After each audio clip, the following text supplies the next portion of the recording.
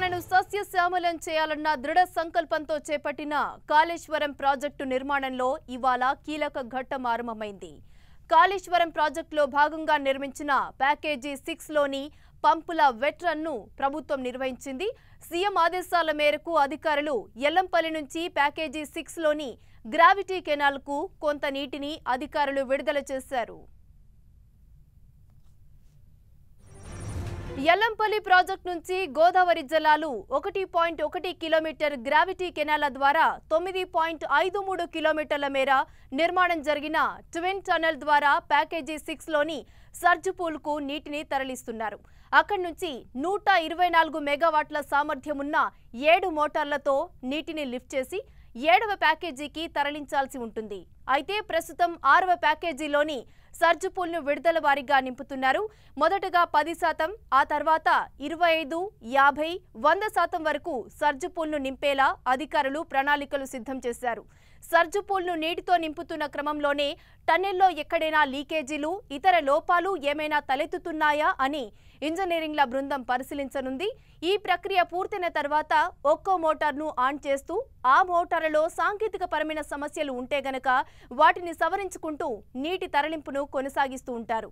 ఈ మొత్తం ప్రక్రియ పూర్తి కావడానికి 2 నెలల సమయం పడుతుందని అధికారులు చెబుతున్నారు.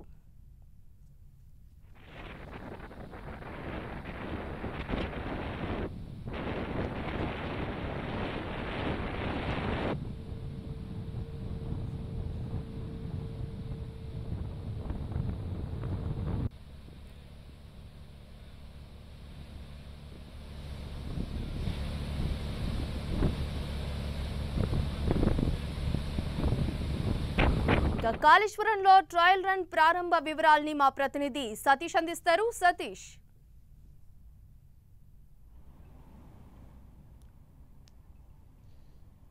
ఎల్లంపల్లి ప్రాజెక్టు నుంచి గోదావరి జలాలను 6వ ప్యాకేజీ వద్దకు విడుదల చేయడం జరిగింది. కొద్దిసేపటి క్రితమే ఇంజనీరింగ్ అధికారులు ఇక్కడ ఎల్లంపల్లి 0 పాయింట్ నుంచి 6వ ప్యాకేజీకి నీటి విడుదల చేశారు. ఈ ప్రస్తుతం నా వెనకాల ఉన్నటువంటి గ్రావిటీ కెనాల్ ద్వారా ఈ నీటిని విడుదల చేయడం జరిగింది. ఈ కెనాల్ ద్వారా నీరంతా కూడా దగ్గరలో ఉన్నటువంటి 6వ ప్యాకేజీకి వెళ్తుంది. 6వ ప్యాకేజ్ సొరంగ మార్గాల ద్వారా సర్జుపూల్కు చేరుకుంటుంది. సర్జుపూల్లో చేరుకున్నటువంటి నీటిని మోటార్ల ద్వారా దగ్గరలో ఉన్నటువంటి నందిమేడారం రిజర్వేయర్కు తరలిస్తారు. ప్రస్తుతం అయితే 6వ ప్యాకేజ్ సంబంధించినటువంటి ట్రయల్ రన్ విజువల్ చూడవచ్చు. ప్రస్తుతం ఈ నీరంతా కూడా గోదావరి జలాలు ఎల్లంపల్లి ప్రాజెక్టు నుంచి ఈ నీటిని అంతా కూడా విడుదల చేయడం జరిగింది. దఫల వారీగా ఈ నీటి విడుదల కొనసాగుతుంది. ప్రస్తుతం ఒక గేటు మాత్రమే ఎత్తి అధికారులు ఈ నీటిని అంతా కూడా 6వ ప్యాకేజీకి విడుదల చేయడం జరిగింది.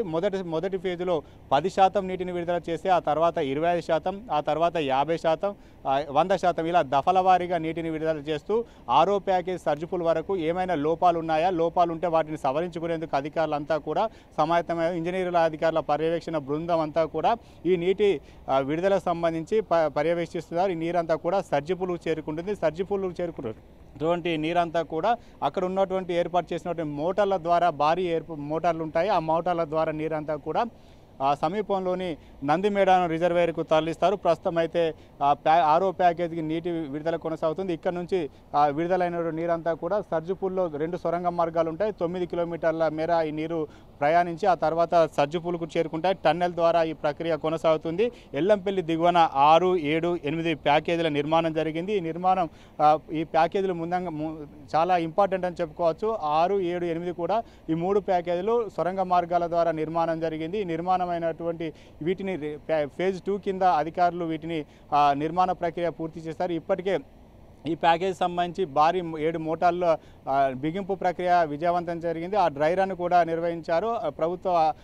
ప్రభుత్వ పెద్దలతో పాటు అధికారులంతా సమక్షంలో విజయవంతంగా డ్రై రన్ నిర్వహించింది. అదేవిధంగా కాళేశ్వరం ప్రాజెక్టు సంబంధించినటువంటి అతి కీలకమైనటువంటి బ్యారేజ్ల నిర్మాణం కూడా వేగంగా జరుగుతుందని చెప్పుకోవచ్చు.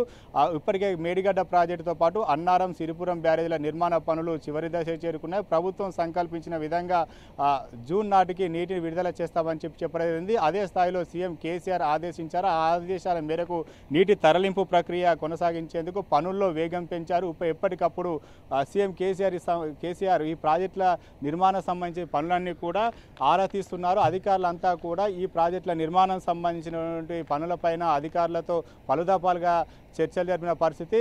ఈ ప్రస్తుతం కనిపిస్తున్నటువంటి ఈ గోదావరి జలాలన్నీ కూడా తెలంగాణలో బీడు భూములను సాగు భూములు చేసేందుకు ఉపయోగపడుతుంది.